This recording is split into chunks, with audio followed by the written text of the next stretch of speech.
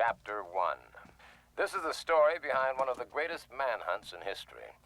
Maybe you read about it, or rather what they let you read about it, probably as some minor item buried somewhere on a back page. However, what happened in that city between May 16th and May 28th of this year was so incredible that to this day the facts have been suppressed in a massive effort to save certain political careers from disaster and law enforcement officials from embarrassment.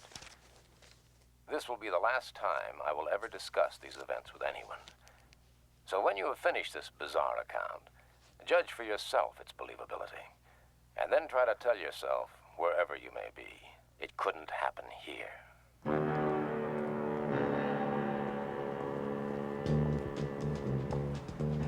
Sunday, May 16th. At approximately 2:30 a.m., Cheryl Hughes was standing at the intersection of Casino Center and Fremont Streets waiting for a girlfriend to give her a lift home.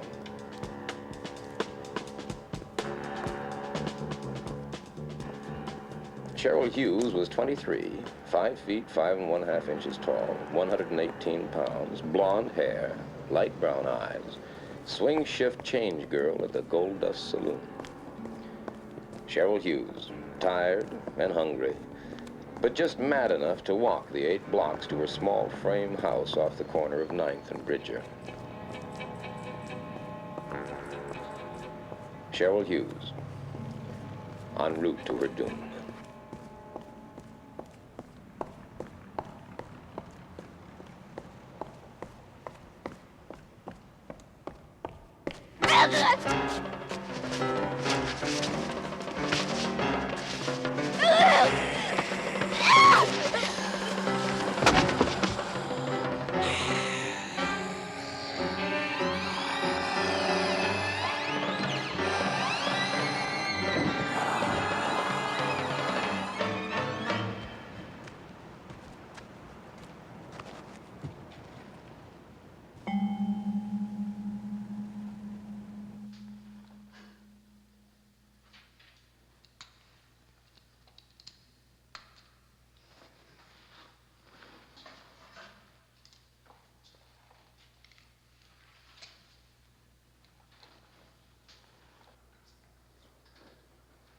Odd.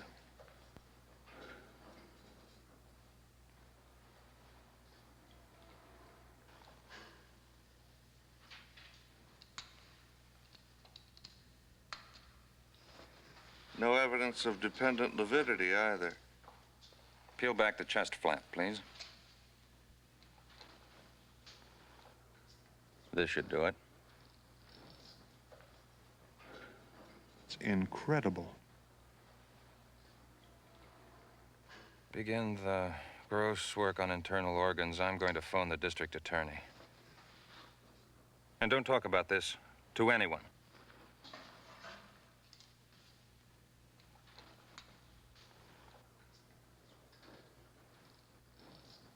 I came into it 2 days later, called back 97 miles from the first vacation I had had in 2.5 years because the story is so big no one else can handle it, according to our lovable managing editor.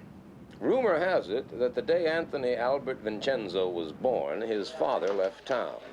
The story may be apocryphal, but I believe it. The only point I wonder about is why his mother didn't leave too.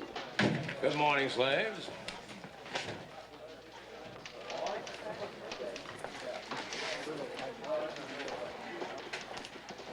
We are not amused. Kolchak, you are on it. A 2-day-old, third-rate murder. You are on it. What about them? They have other assignments. You're beautiful when you're angry. Out. Out.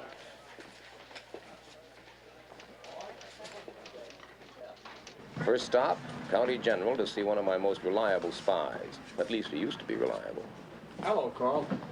Oh, I thought you were disbarred from malpractice. I thought we were rid of you for 2 weeks. Yeah, so did I. Well, about this, Cheryl Hughes thing. Why does it say officially undetermined under cause of death? Why don't you ask the coroner? Oh, thanks. Come on, you're my spy here. But haven't I kept quiet about all those illegal operations you've been performing in closets? Come on, tell me true now, John. Was there anything unusual about the autopsy? No, all I know is she lost a lot of blood. Yeah, some spy. I'm just a poor, hard-working doctor that occasionally takes pity on an aging reporter.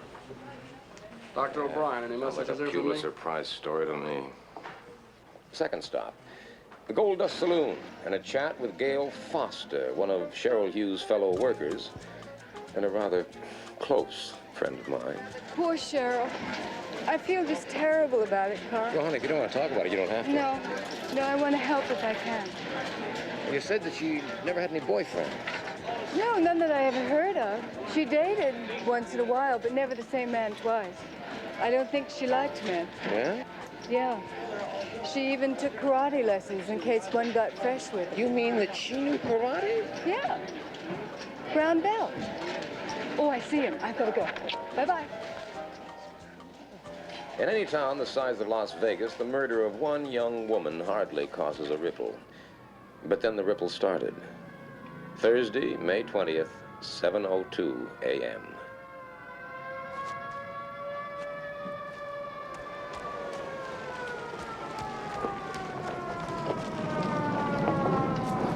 Over there. I didn't go down. I couldn't. Okay. Don, take your statement.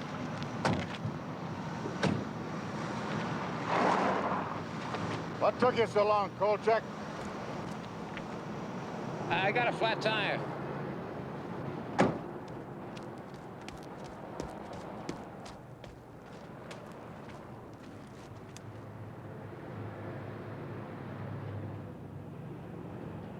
Not a footprint in sight. Is that physically possible? If it happened, it's possible. Well, it sure looked like it happened. Now, come on. Bonnie Reynolds, 27, divorced, cocktail waitress at the Harem Room Casino.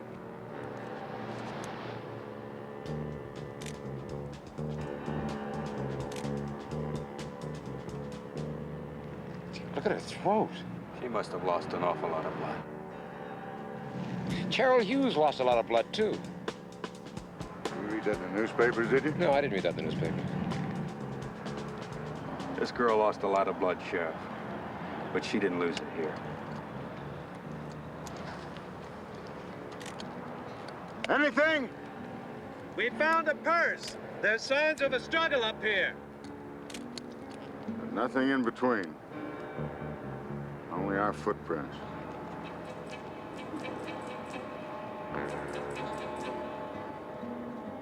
What'd he do, throw her? Who said Bonnie Reynolds was thrown 22 feet into that car? The coroner? I haven't heard about it. Who said this new killing is connected with the Cheryl Hughes murder? The police? Not to me, they haven't. Who said Cheryl Hughes died of massive blood loss? The coroner again? No, he hasn't even turned in his report yet. And who, may I ask, said that a super powerful madman is running loose in Las Vegas? You hearing voices, Kolchak? I did not make up the facts. Oh, I know your boy. Big-time reporter like you, condemned to the sticks for those journalistic grooves. I did not make I know you'd like a big fat byline on a big fat story so you can pay your way back to a big fat city job. I did not. Kolchak, I expect you to report, not to come up with fairy tales. And Kolchak, quit barking the PD. If something turns up, they'll let us know. Meanwhile, use your head and lay off. Whatever they're up to, they don't want any help from amateur bloodhounds like you.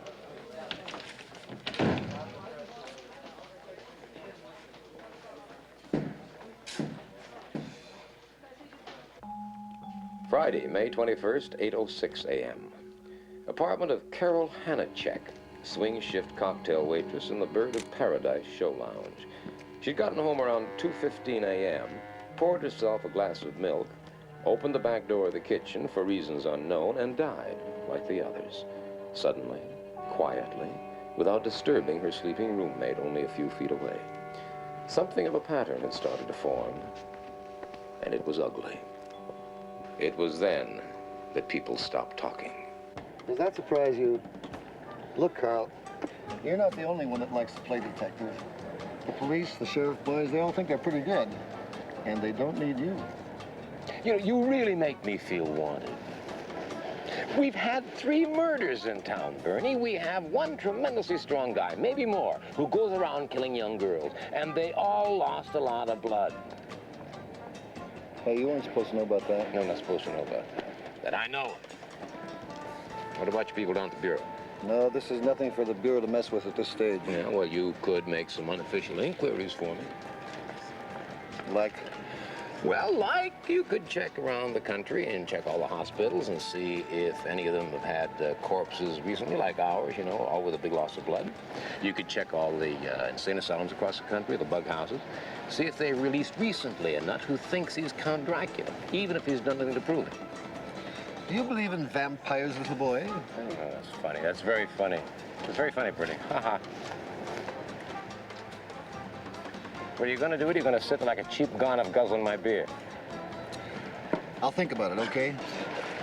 Meanwhile, I hope it doesn't disillusion you to know that the local law enforcement people go along with your views. Oh? Somewhat. At this moment, they're waiting for a special report from the coroner and 2 pathology experts who were flown up from LAPD. Oh, yeah? Along with a small truckload of equipment. Hey. Oh, hi, Marilyn. How are you?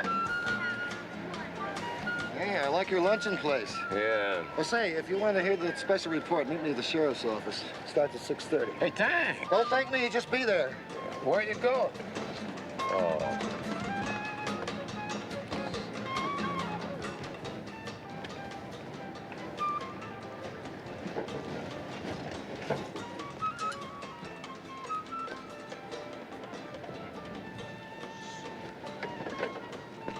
Call, Jack. Hi, Carl. I just thought you'd like to know I heard the Parkway Hospital was knocked over. Yeah, knocked over for what? Cash, drugs, equipment, what? Blood. That's right. Every container in the place, their entire stock. What about blood type? Seems blood type and RH factor didn't much matter. John. Can't stop now. See you. Yeah, but...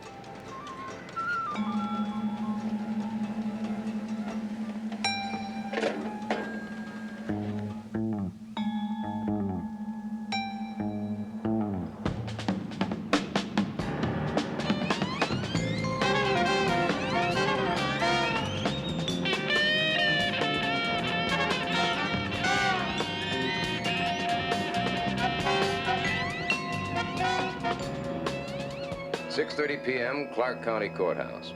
Present, in addition to myself and 2 incompetents who called themselves reporters, were Warren Butcher of the Sheriff's Office, Thomas Payne of the District Attorney's Office, Captain Edward Masterson of the Las Vegas Police Department, and old buddy Bernie Jenks, holding forth with his inimitable cool, Dr. Robert McCurgy, boy coroner.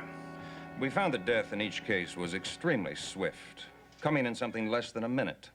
After the initial wounds were inflicted, the blood was drained very quickly, some kind of suction device being used. Now, this would explain why no blood was found anywhere in the victims or in the areas they were discovered. Doctor, Cold Shack Daily News, do you have any idea what could have made these wounds? They're not unlike the bite of a medium-sized dog. What do you mean, dog? What? Dog. What are you telling us? A dog did these murders? I didn't mean to indicate that the wounds were actually inflicted by a dog, only that they're similar to those which might be caused by a dog. A rather interesting point is that we found another substance mixed in with the traces of blood in the throat wounds, namely saliva. What do you mean, saliva? I mean saliva, Sheriff Butcher. Human saliva.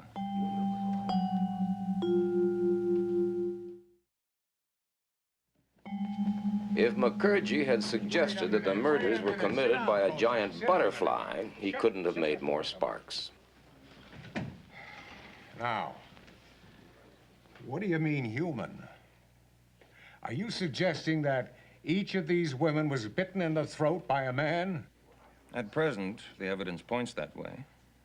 However, I couldn't and wouldn't hazard a guess as to motivation. I can only be sure they each died from shock, induced by massive loss of blood. Dr. McCurgy, is it possible that he killed these women by biting them in the throat for the express purpose of drinking their blood? Kolchak, now you're here by the mutual suffrage of us all. Sufferance.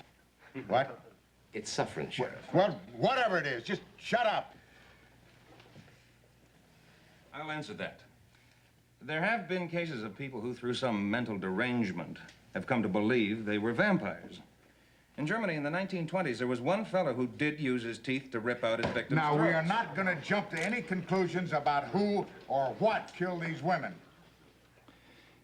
It is possible, you know, to type a person's blood from his saliva. If I were you, gentlemen, I'd look for a very anemic fellow, possibly with some rare blood disease. Well, I don't care what kind of a nut killed these women. But I'll tell you this, he's out there, and I bet he's high on pot or the hard stuff, and he's going to kill again unless he's stopped.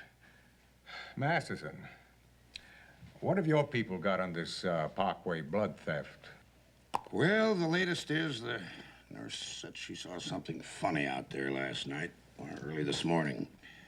Seems that a tall, skinny guy dressed as an orderly was nosing around the refrigerated storage area. That's where they keep the blood and the plasma. She didn't think much of it then, but later when she spoke about the guy to the floor super, she was told that there was no such tall, skinny guy on duty there.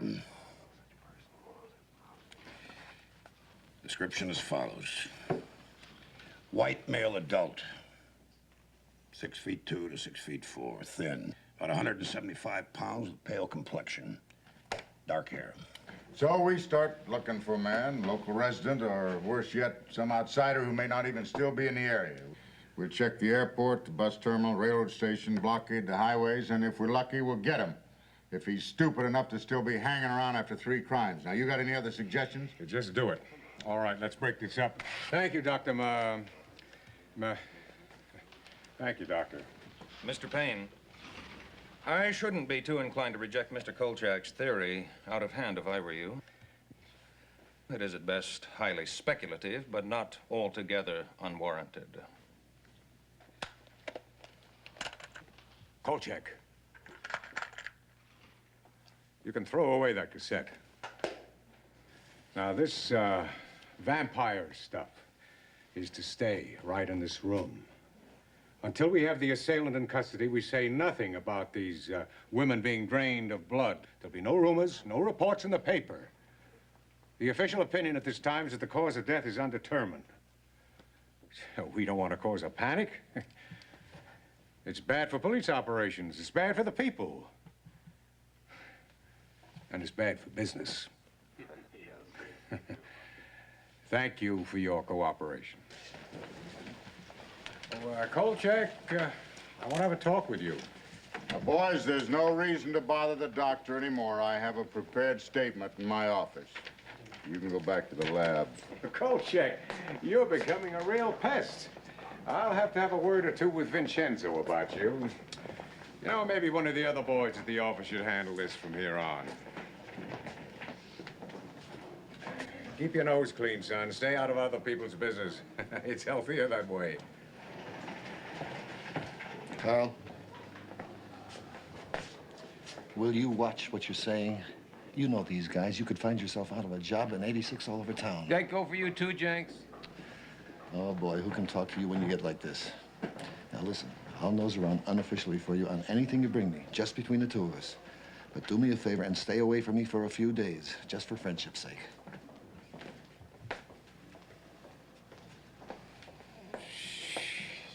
Did I say it was a vampire? Well, what does your suggested headline say? The story makes it clear. Vampire killer in Las Vegas, question mark. Do I misread? The story makes it clear. Do I misread, or did you use the word vampire? Some screwball who imagines he's a vampire is loose in Las Vegas, and people ought to be told. If there's a screwball running around loose in Las Vegas, his last name begins with a K. You already heard about the little scene you have with the boys downtown. No vampire stories. Clear?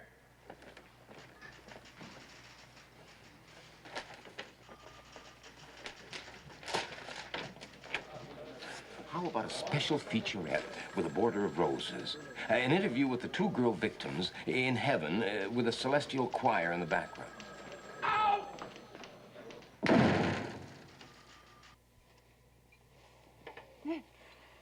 Oh, I'm sorry. I guess I fell asleep. What were you saying? You know, you do great things for my masculine ego, you know? Yeah.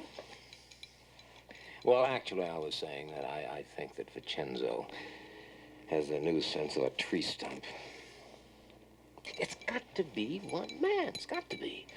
Big, strong, psychotic. Well, you're certainly making me very glad that I work nights. Oh, well, I told you to quit working nights, didn't I?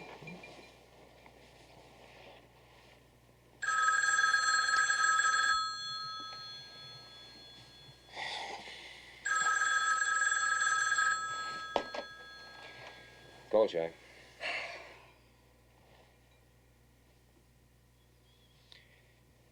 forever in your debt, love. What was that? The killer's done it again.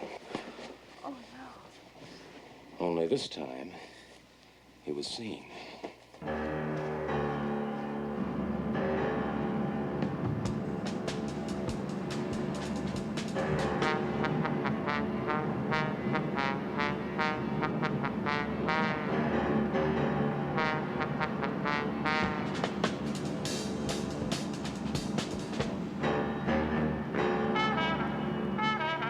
I saw him standing over there. I thought he was kissing her. And then he turned and she fell down over there by the car. He must have followed her home. I'm sorry. I can't.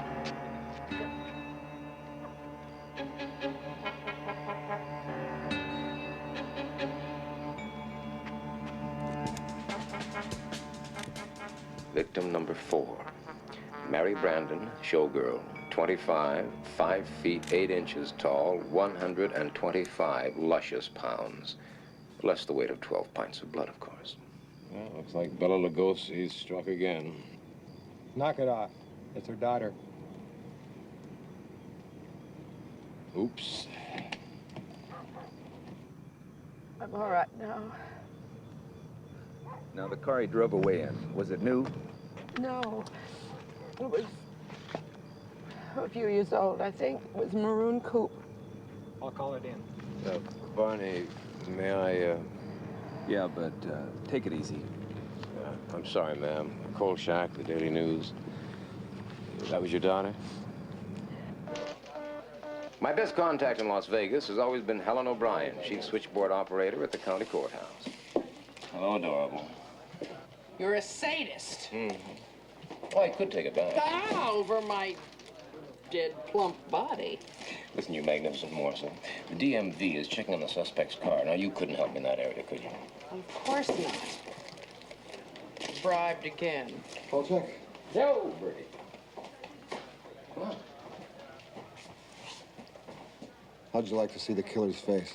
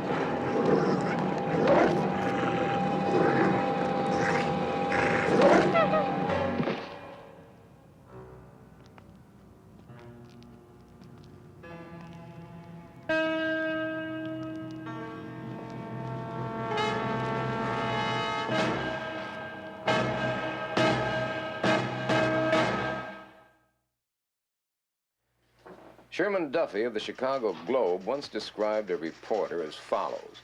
Socially, he fits in somewhere between a hooker and a bartender. Spiritually, he stands beside Galileo because he knows the world is round. Not that it does much good, of course, when his editor knows it's flat. Kolchak. Shelley Forbes has got to be his 5th victim. Look at the way her dog was killed. You'll never give up, do you? What do you mean? I mean, this is unacceptable. Unacceptable? Kolchak, I'm very close to firing you, even though the owner of this paper has a soft spot in his head for has-been big city reporters. I am tired of your pressure, Kolchak. I'm tired of the owner's pressure. I'm tired of the pressure from all around me to blow the story up on the one hand and keep it under wraps on the other. I am tired of being the middleman, Kolchak. Do you understand that? Can you understand that? What do you want, Vincenzo? A testimonial from Count Dracula? Out! Get out! What is this out, get out game we play? This nut thinks he is a vampire. He has killed 4, maybe 5 women. He has drained every drop of blood from every one of them. Now, that is news, Vincenzo. News. And we are a newspaper. We are supposed to print news, not suppress it. You know darn well why we're soft peddling this thing. No! Tell me why. Could it be because we have been told to? Kolchak, you are an idiot. Worse, you're irresponsible. All these murders mean to you is a byline. Well, what the hell difference does it matter what it means to me? The point is that we are suppressing news. We are withholding information. Everybody in town knows what's going on. The police, the DA, the coroner's office, every reporter on every newspaper in Las Vegas knows what's going on. The only people who don't know are the people. At last, you got the point, Kolchak. The people in Las Vegas don't know. Because the people in Las Vegas would come unglued if they did know. Even more than they're coming unglued already. Capiche? Tuesday, May 25th, 7:30 p.m. Helen O'Brien had told me that the DMV had come up with 16 possibles. All but one had been eliminated. The car owner's name, Martin Lubin. Address on Spring Mountain Road. Name and address, both phony. Name of salesman who sold car, Fred Hurley. So I sets him a price. He don't say nothing. He just stands there looking at me. All right, now, how'd you find out about this, Kolchak? Well, a fat little bird told me about it. Now, Don't you stop just on my account. keep your mouth shut. Yes, sir. Okay. Well, like I said, he just stands there looking at me. Then he tells me the price is too high. $300 too high. And he keeps staring at me as if daring me to tell him the price is $1,200. Is this fella? Now, stop doing our job for us, Kolchak. That's already been established. Yeah, well, you see, I told him only he had a mustache. Mustache? Ah, did you sell him the car? Well, I started to say no. But something inside tells me, don't mess with this guy. I mean, he's a creep. With them red eyes and that voice, he's enough to keep a guy from working nights. All my life, I've waited for a story like this. All my life. And when it finally comes, I can't get it printed. Do you know, the holes in Mary Brandon's neck were airbrushed out before they printed the photographs? Yeah. Carl, if you keep going on like this, you're going to get fired again. Let's see, how many times has it been? Twice in Washington, 3 times in New York, twice in Chicago, and once, or was it twice in Boston? Huh. I'm becoming extinct in my own lifetime. Homo news hocus, natural habitat, a pool of sour mash bourbon. You know, I really ought to light a candle to Ben Heck. Here. You ought to quit your job, you know. And you'll support me? Well, oh, come on, honey, I'm serious. That weirdo's hit 5 girls, and they were all night workers. 5? Yeah, 5. Oh. Yeah, a girl named Shelley Forbes is missing, and I'll bet my bottom dollar she's victim number 5. Yeah, you know, you ironed my shirt pretty good there. Carl, I've been doing some thinking. Oh, what do you know about vampires? Well, only they wear dinner suits and talk with marbles in their mouth. Oh, will you please be serious? Watch my natural habitat, darling.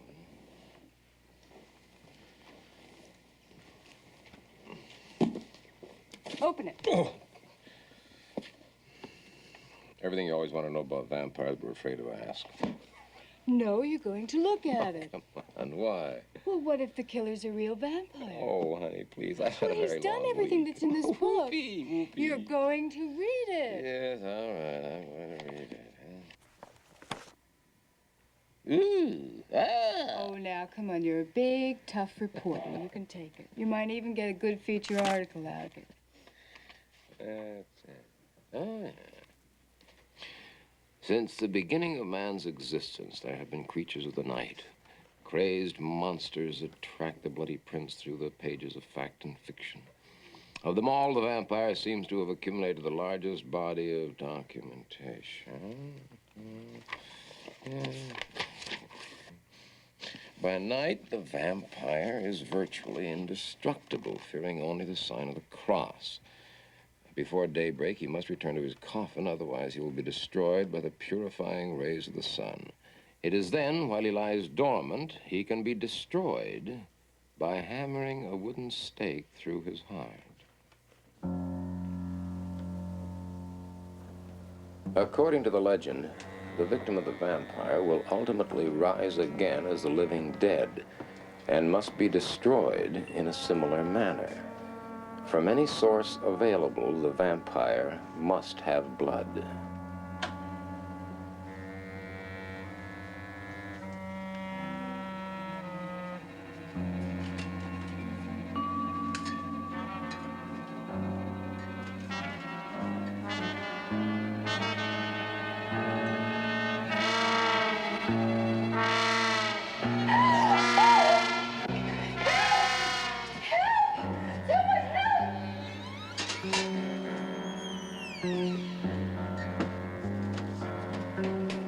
He's in there.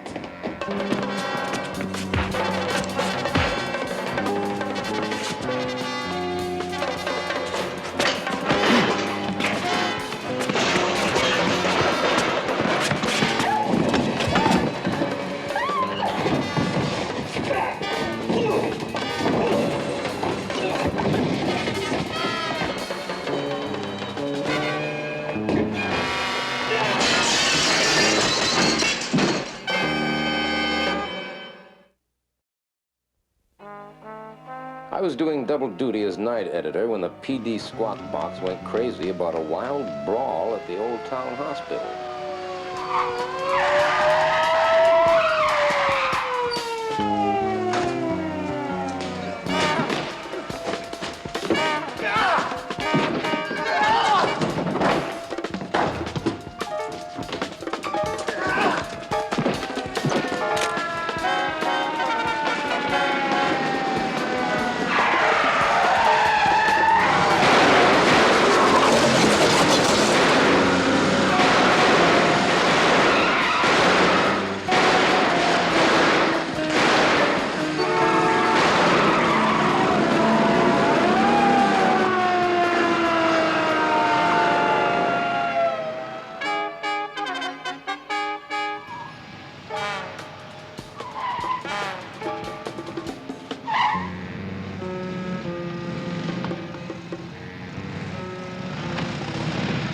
Thursday, May 27th, 8:20 a.m., and things were rolling.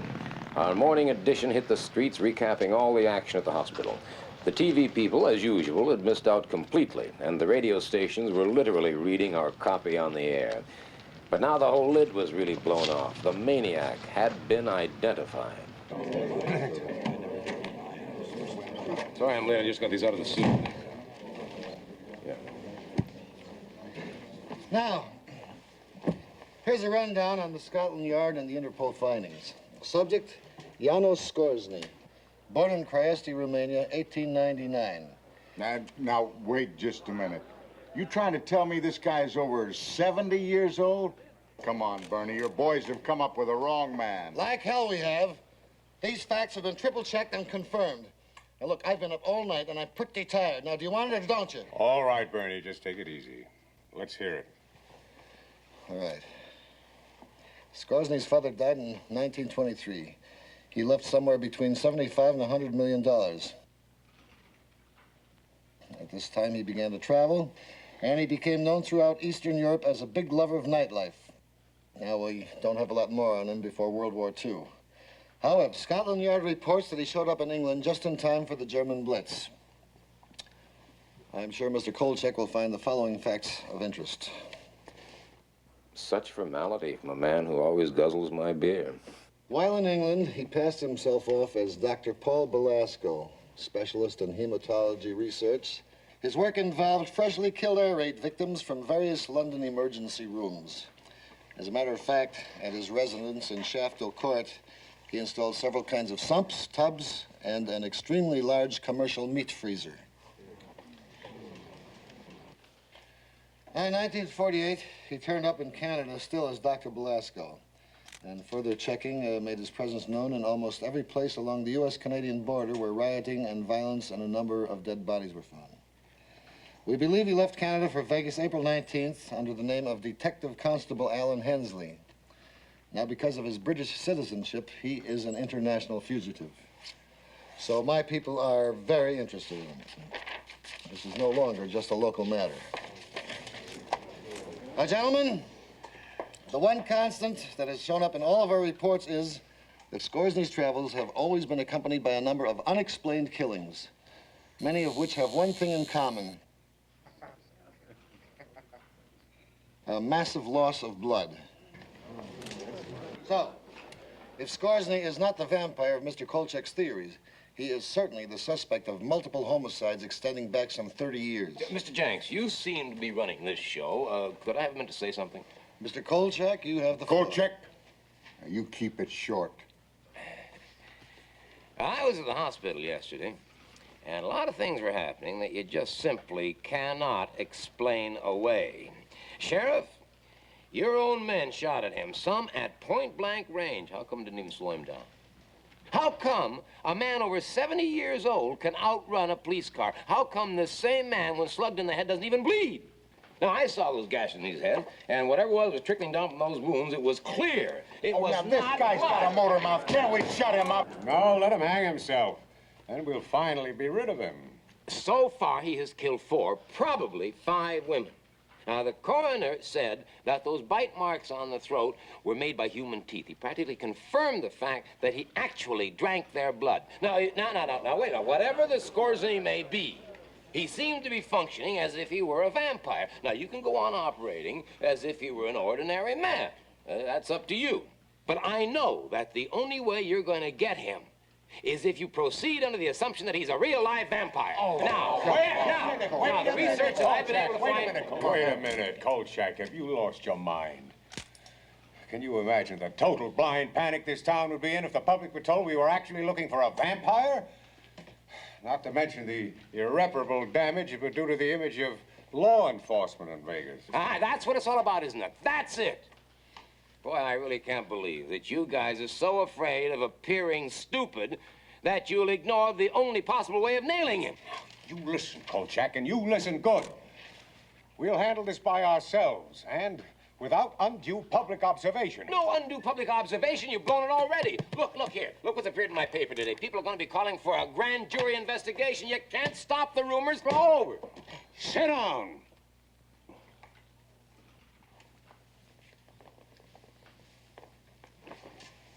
I don't care what's been printed in the newspapers. This man is still classified as an ordinary maniac, and he'll be settled by standard police procedures. Oh, boy. And you better start cooperating with that fact, Kolchak, or you want to get your pushy-tushy kicked right out of town. You dig? Yes, sir, I dig. But just remember, the next time you blow it, who's got the answers, sir? All right, Ed. Let's get on with it. What have you got? Well, the 2 departments combined have 650 men on full-time duty. All leaves are canceled, and everyone's working a 16-hour day. Our chopper is going from dusk to dawn. We've got unmarked cars patrolling the casino center and the strip. All roads are blocked, and we're receiving complete cooperation from the highway patrol and the Jeep posse. You got it? Got it. Repeat. What did I say? Show every real estate agent in town a picture of this guy's puss and ask them if they sold a house to anybody that looks like him. Good boy, you got it. Now get going. Now, wait a minute.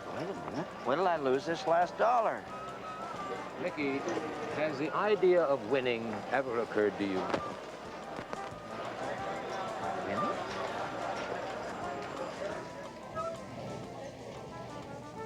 Oh, boy. You spoke. You know, I have a very strange, unhappy feeling that the police are never going to catch his murderer. I also have another very unhappy feeling. Which is? That this case may be even bigger than I thought it was. Bigger? Well, stranger then. I've seen a lot of weird things in my life, love. I have never, ever seen anything like this.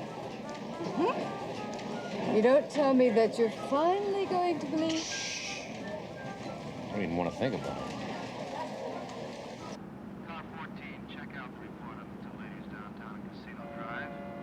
Code 1033, code 1033. All units, all units. Janos Skorzeny, spotted in 1969. Green unpaneled station wagon. Intersection OK and Hustles. ID confirmed.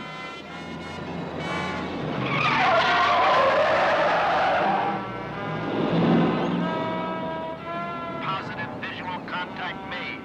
Units 7 and 8, seal off, Rexford and Hustles and OK. Repeat, units 7 and 8. Unit 3, close off Park Paseo, Las Vegas Boulevard. Units 4, 6, move north to face Unit 3 at Park Paseo and 5th. Unit 5, move up to Bracken, to 5th place, to 5th place, all units.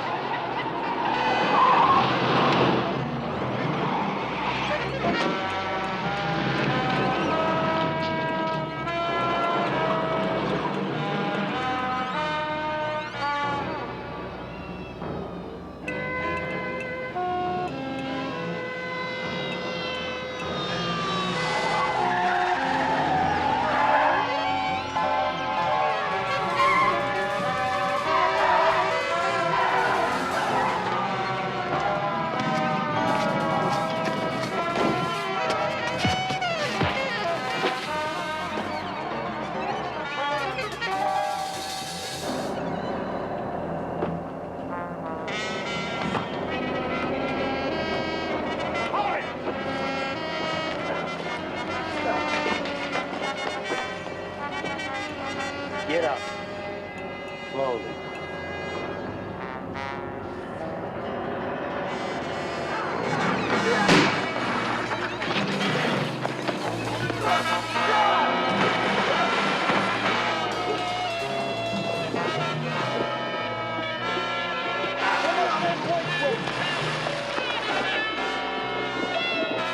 He's holding fingers down.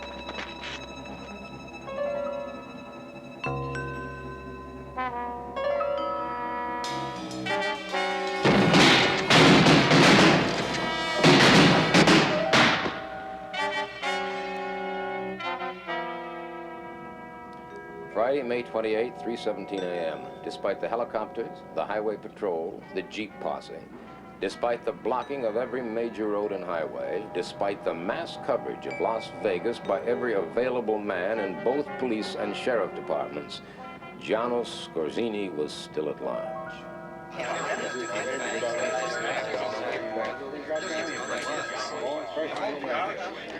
The courthouse conference room had been a scene of chaos for more than 3 hours now. Messages were still flooding in from every outside unit. Every available man who had taken place in the capture attempt was being debriefed. At the hospital, 2 officers had died and a third was hovering on the edge. Reports on them were still coming in as the greatest manhunt in the history of Las Vegas continued in vain. Oh, thanks, Bernie. Yeah. Well, what are we going to do? Now, are you willing to listen to my insane ideas? Kolchak, get out of here. Now, Warren, hold it. Kolchak, you were there, weren't you? Yeah? Every man we've questioned insists not only that Skorzeny was possessed of incredible strength, but that he was shot more than once during the capture attempt. Oh, I'd say 30, 40 times. I'm sorry, I'm not buying that. Captain, you have 2 choices. Either he was shot, or your entire police department is blind. Ed, let's admit it. We had the man, had him cornered, and we couldn't hold him. Let Kolchak have his say. Before I do, is it agreed that in return for my help, you will grant me the exclusive rights to the entire story? Well, let's say it's agreeable if we decide to follow your suggestions regarding the suspect? Fine, fine, because if you don't follow my suggestions, you're going to be chasing your suspect till doomsday. Kolchak, just get on with it. Of course.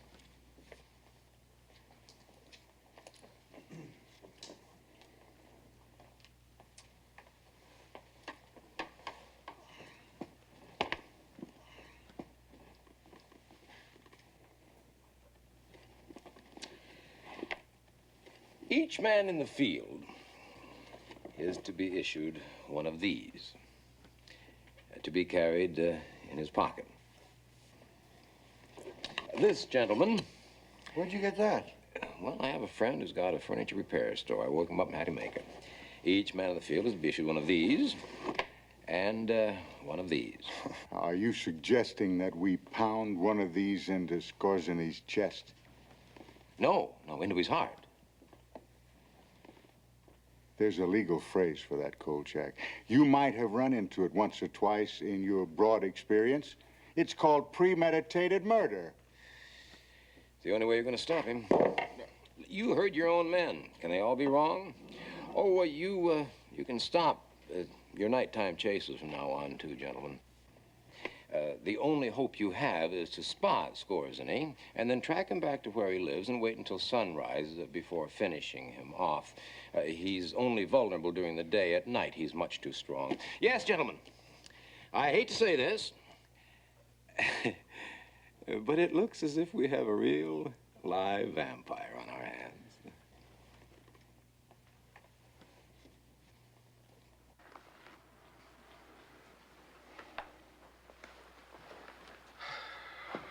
Ed. Yes, sir. Warren. Yeah.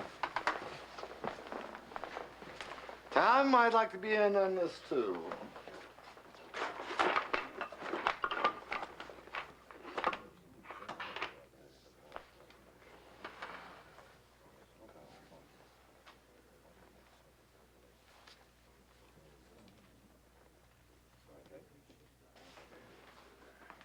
Okay, Kolchak, you've got yourself a deal. Conditional. What's that? Butcher here will issue the crosses, the mallets, the stakes. The one thing he won't do is depart from established police procedures. If feasible, Skorzeny is to be taken alive and held for trial. Trial? That's right, trial. Trial. All right. In return for what? You'll get the exclusive rights of the story. Good. When the blackout is lifted. Yeah. Any other conditions? One more. What's that? If it turns out you were wrong, you're to be out of town in 12 hours. Take it or leave it.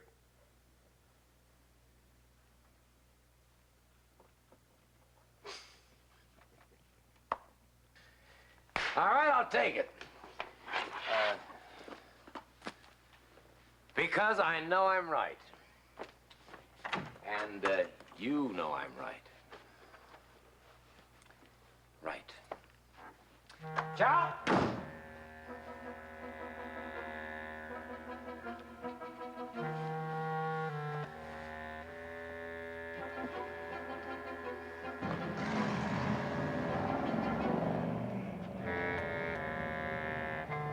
I'll take Manhattan, the Bronx and Staten Island, too. Watch out, you great big wonderful Big Apple. Kolchak's coming back. Yeah! As Manhattan's coming here, wait till I get to a rain.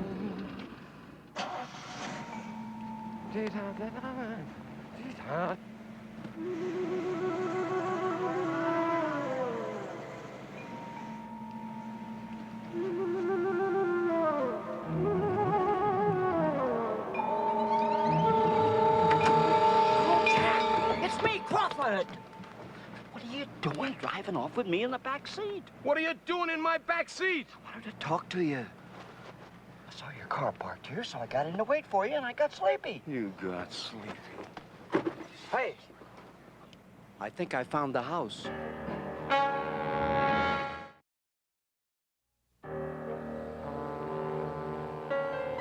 I told Crocker to give me 30 minutes before telling Jenks where I was. That way I could get to see the house alone for a while and also keep the police from arriving before dawn, which I knew they'd do if they got the chance, no matter what I told them.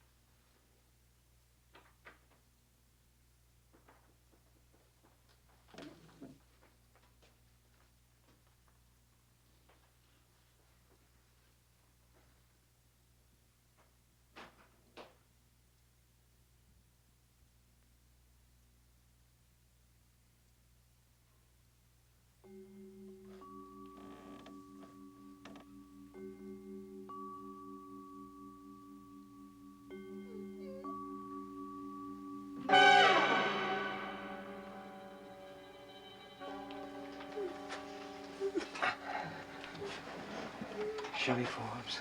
Shh, shh, shh, relax, son. His own private blood bank. Wow.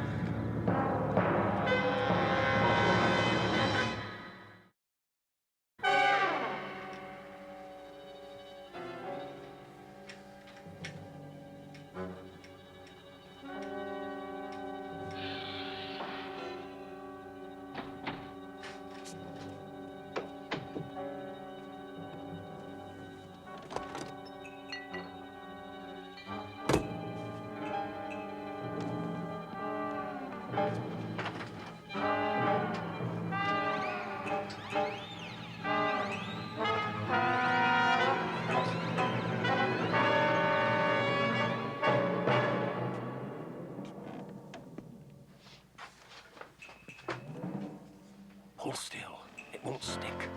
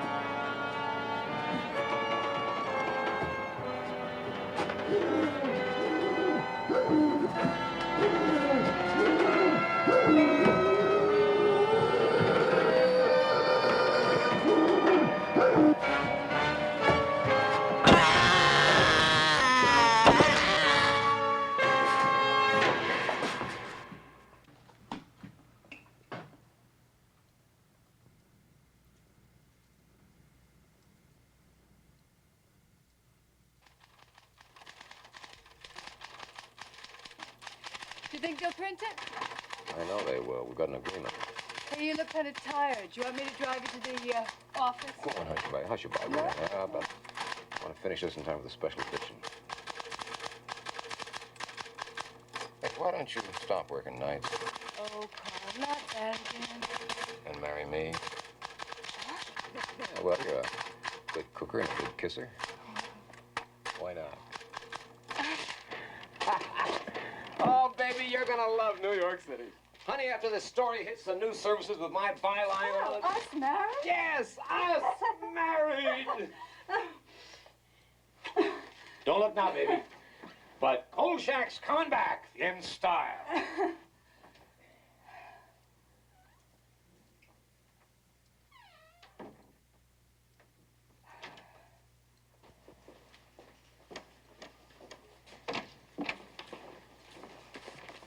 There you are, Vincenzo. And if I do say so myself, it's sensational. I'm sure it is, Carl. You're gonna put it in the special edition. Right. Yeah, with pictures. Uh-huh. Yeah, and the news services. Okay, fine. What's got into you, Vincenzo? You sick or something? I think this is all fine, Carl. Fine. Jenks has been trying to reach you. Yeah, what do you want? He wants to see you over at the DA's office. Why don't you run over there now? Yeah.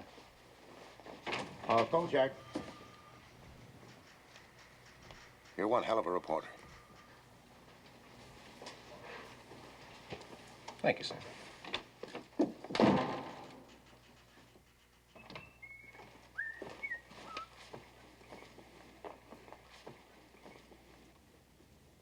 And a bright good morning to all of you.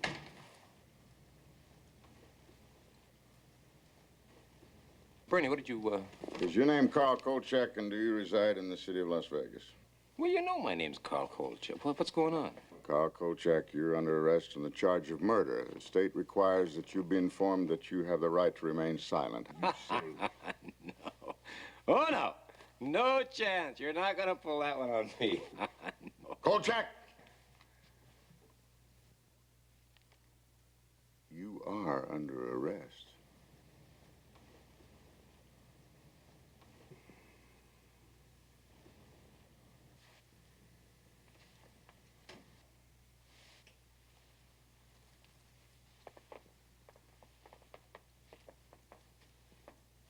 All right, Payne, just what kind of a dirty deal is this? You have a very short memory, Kolchak. A few hours ago, Sheriff Butcher himself saw you actually pound a wooden stake through a man's heart with this mallet. A man wanted for questioning. Questioning, mind you. He hadn't been arrested. He hadn't even been charged. You broke up our stakeout, And after we were kind enough to invite you to go along, you just charged in there in front of us and killed Janos Skorzeny before we had a chance to do anything. Well, you were even ranting and raving about this Skorzeny being some kind of a vampire, and you had to save the world. And that, Mr. Kolchak, is murder one. Now, if you plead insanity, you might get lucky, but I promise you this. You'll be committed to an asylum for the rest of your life.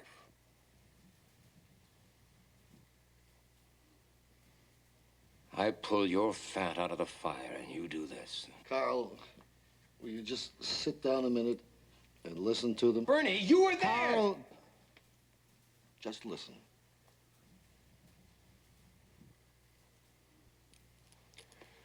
This is your story, Kolchak. It's already being printed. This morning, shortly before sunrise, Las Vegas sheriff deputies under the command of Sheriff Warren A. Butcher, 45, surrounded the home of Janos Skorzeny, a fugitive from a federal warrant, and in a pitch-gun battle were forced to kill him. Never. You'll never get away with it. What's to stop me? You're gonna stop yourself, Kolchak. Because if you open your mouth, we'll find you, bring you back, use this warrant, and put you away forever.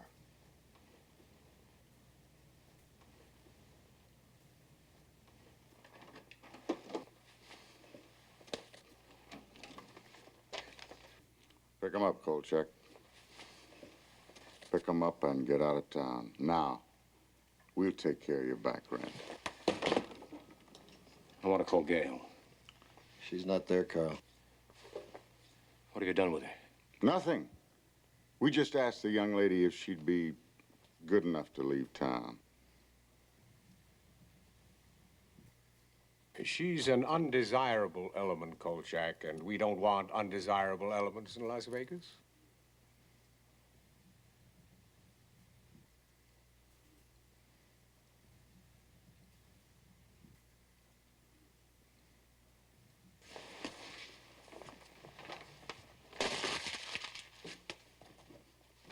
Carl, there's nothing I can do. Carl, you let me know where you end up, huh? Yeah, sure, Bernie. I'll keep in touch.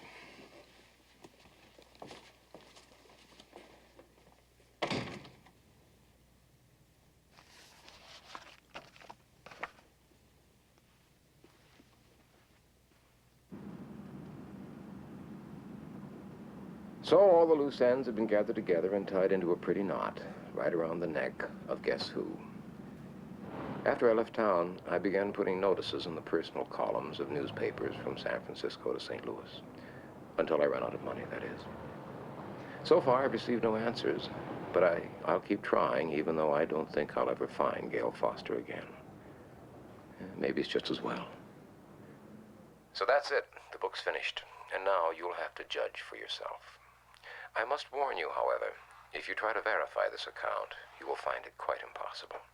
Item, in Washington, D.C., there was no longer a file listing the suspect under his true name or any of his alleged aliases.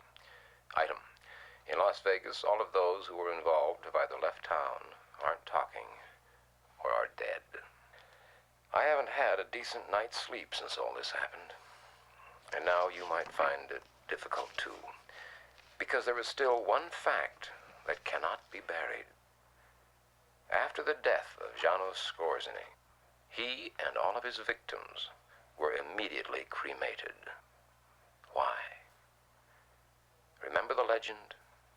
All those who die from the bite of the vampire will return as a vampire, unless destroyed first. So think about it and try to tell yourself, wherever you may be, in the quiet of your home, in the safety of your bed, try to tell yourself, it couldn't happen here.